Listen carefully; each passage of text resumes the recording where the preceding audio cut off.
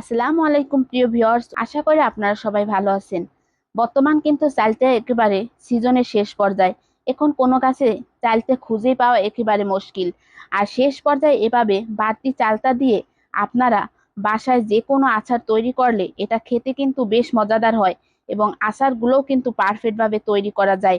আজকে আমি আপনাদের সাথে মজাদার স্বাদের একটা আচারের রেসিপি শেয়ার করব। আর এটা খুবই সহজভাবে তৈরি। আপনারা যে কেউ এই আচারটা তৈরি করতে পারবেন খুবই সহজভাবে। একেবারে ঝামেলাহীন এই আচারটা আপনারা সামান্য কিছু উপকরণ দিয়ে ঘরে বসেই তৈরি করে নিতে পারবেন। এর জন্য আমি প্রথমে এখানে নিয়েছি দুটো চালতা। আর চালতাটাকে ভালোভাবে কেটে পরিষ্কার করে ধুয়ে নিব। আর চালতাটা কাটার সময় এটাকে যে বাড়তি খোসাগুলো আছে সেগুলোকে ছাড়িয়ে নিব। চালতাটা পুরোপুরি কাটা হলে এগুলো আমি ছোট ছোট সাইজ করে কেটে নিব। আপনারা আপনাদের পছন্দ অনুযায়ী এগুলো কেটে নিতে পারেন। তারপর এটাকে পরিষ্কার পানি দিয়ে ধুয়ে একটি কড়াই চুলার উপর বসিয়ে এর ভিতরে দিয়ে দিব কিছু পানি। আর এর ভিতরে এই পরিষ্কার করে ধুয়ে রাখা চালতাগুলো দিয়ে এর ভিতরে সামান্য হলুদ আর লবণ দিয়ে এটাকে বেশ কিছু সময় সিদ্ধ করে নিব। যখন পারফেক্ট ভাবে চালতাটা সিদ্ধ হয়ে যাবে তখন এর ভিতরে যে অবশিষ্ট থাকা পানিগুলো একটি চালনির সাহায্যে ভালোভাবে সেঁকে নিব। তারপর চলে যাব মূল পর্যায়ে। প্রথমে আচারটা তৈরি করার জন্য এখানে দিয়ে দিতে হবে বেশ কিছু সরিষা তেল। আর সরিষা তেল কিন্তু যে কোনো আচার দিলেই এটা কিন্তু বেশ মজাদার হয়। তারপরে এর ভিতরে দিয়ে দিব কিছু গোটা পাঁচফোড়ন, শুকনো মরিচ, গরম মশলা আর তেজপাতা।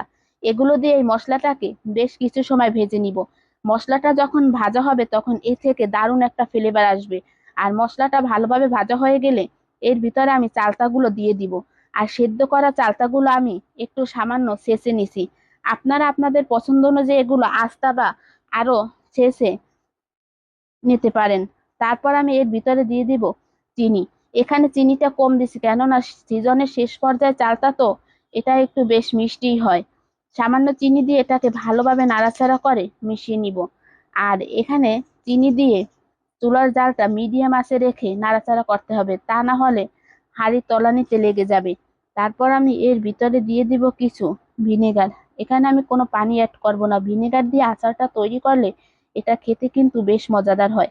আচারটা অনেক সময় এভাবে নাড়াচাড়া করে যখন এটা পারফেক্ট ভাবে হয়ে যাবে এবং আচার থেকে তেল ছেড়ে দেবে তখন এর ভিতরে দিয়ে দিব কিছু শুকনো মরিচের গুঁড়া আর দিয়ে দিব পাঁচফোড়নের গুঁড়ো।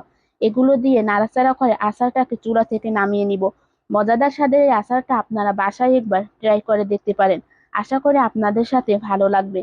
আর এই আচারটা আপনারা অনেকদিন যাবৎ সংরক্ষণ করে খেতে পারবেন। এটা কিন্তু কোনো নষ্ট হবে না, কেননা একেবারে পানি ছাড়া আমি আচারটা তৈরি করেছি। ধন্যবাদ সবাইকে। আল্লাহ হাফেজ।